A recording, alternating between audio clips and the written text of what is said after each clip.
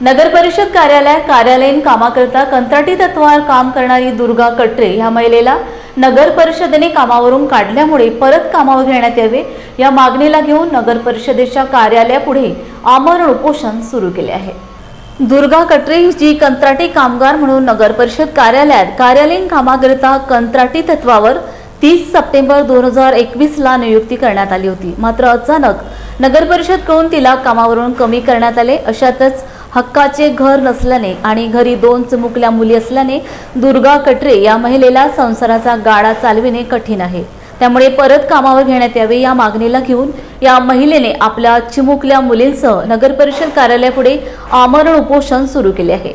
या उपोषण स्थळी कुठलाही मंडप नाही, इतर सुविधा नाही। कडक उन्हात या महिलेने आपली उपोषण सुरू केले आहे।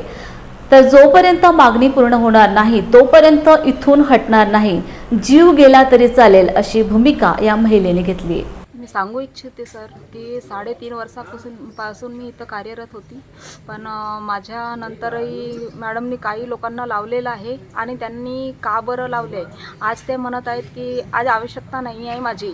मला एकच विचारायचे आहे की माझी आवश्यकता नव्हती तर या माझ्या नंतर लोक लागले आहेत त्यांची का बरं आवश्यकता होती आणि त्यांना मग कशासाठी लावलं आहे, मलाच का बरं नाही घेतलं। मी आधी काम करत होती आणि आज 2 मुलीची आई आहे, स्वतःचं घर नाही आहे, किरायानं राहत आहे आणि खूप गरजू बाई आहे आणि बघू शकता फक्त 7-8 हजाराच्या जॉबसाठी मी स्वतःचं प्राणही आज जीवही एकदम वाटेवर लावलेला आहे। म्हणजे मला स्वतःच्या जीवाची आज काळजी नाही आहे, कारण मला न्याय हवा आहे सर। आज माझ्या मुली बघू शकता, आज मी किती विवश बाई असेल की आज मी आपल्या मुलींचं सुद्धा रात्री इथं थांबवते। कोणी चोरी आहे, चिटुरी आहे, काही हो आमच्यासोबत आणि मच्छरामध्ये आहो, आम्ही एवढ्या तापमानामध्ये आहो आणि आपलं जीवाचं एकदमचे आम्ही रोडवर आलेलो आहोत, कारण आमच्याकडे साधन कोणतंही नाही आहे जीवन जगण्याचं, मरण्याशिवाय कोणतंही पर्याप्त साधन नाही आहे। आणि जर आम्हाला हे जॉब नाही मिळाली तर मी इथंच आपलं प्राण त्याग करणार, पण इथून उठणार तर नाही सर, कारण माझ्यावर विनाकारण माझ्यावर सर मला काढण्यात आलं आहे। आणि सर जसं काढण्यात आलं तर मॅडमनी 6 महिन्याचं पगार थांबवलं होतं, पगार दिला आणि दुसऱ्या दिवशी मला डायरेक्टली काढलं। आधी सांगितलं असतं 2-3 महिने आधी की काहीतरी तुम्ही करून घ्या, 3 नोटीस दिलं असतं तसं आहे होऊ शकते सर की मी काहीतरी करू इच्छिते होते। त्यांनी मला जसं 41,000 पगार दिलं 6 महिन्याचं, विचार करू शकताय माझा 8,000 पगार आहे आणि 41 दिला तर 7,000 कापून दिला। याचाच अर्थ असा आहे की मला 6 महिने पगार थांबवलं होतं। आपण न्याय करा आणि विचार करा, एक बाईचं घर नाही, 2-2 मुली, तर त्यांनी 6 महिने कसं थांबावं, त्या बाईने कसं जीवन जगावं, विचार म्हणजे थोडंसं माणुसकी तर आहे ना, तर त्याप्रमाणे तो विचार करू शकता सर।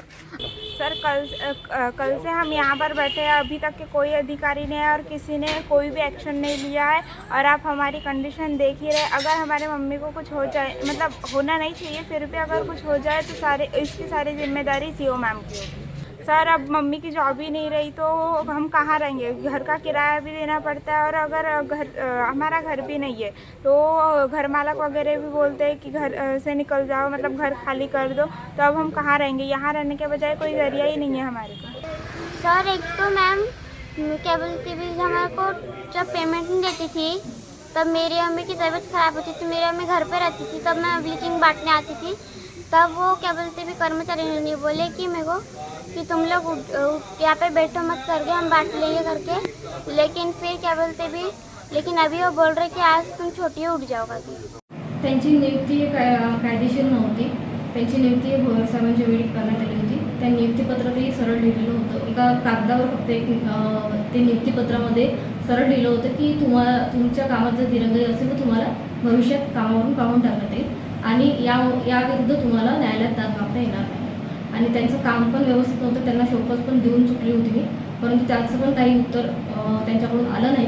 त्यामुळे त्यांना प्रशासकाचा ठरावासहित म्हणजे ठराव घेऊन त्यांना कायदेशीररित्या काढण्यात आलेलं आहे, कामावरून काढण्यात। त्यांच्या विरुद्ध वातावरण म्हणजे ऑफिसमधलं पण वातावरण खराब व्हायचं, त्यामुळं कर्मचाऱ्यांनी पण मला एक निवेदन दिलेलं आहे, आत्ताच दिलेलं आहे की जर त्यांना कामावर तुम्ही घेत असाल की ते उपोषणावर बसले, हा दबाव आणून जर त्यांना कामावर घेत असाल तर आम्हीसुद्धा उपोषणाला बसू म्हणून। त्यामुळं मला पण आणि हे जे लोक आहेत हे समावेशन झालेले आणि परमनंट कर्मचारी आहे.